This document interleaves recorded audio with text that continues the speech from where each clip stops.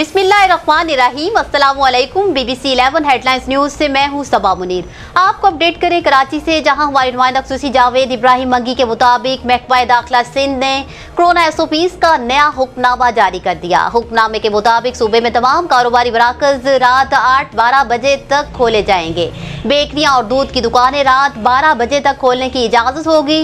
Restaurant take away services रात 12 बजे तक कर सकेंगे। रेस्टोरेंट को आउटडोर सर्विसेज की इजाज़त होगी। कारोबारी मराकज़ में काम करने वाले मुलाजमीन की कोरोना वैक्सीनेशन लाजमी करार दी गई है।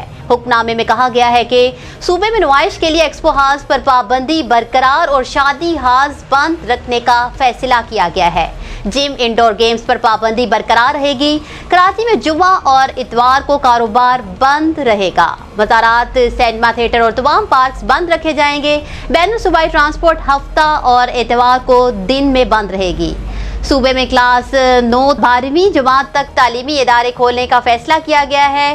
सरकारी और निजी दफातर में 50% अमले को बुलाने की इजाज़त होगी। खुली फिजा में होने वाली शादी की तकारीब में 150 मेहमानों तक की इजाज़त होगी। न्यूज़ स्टूडियो से फिल वक्त इतना ही।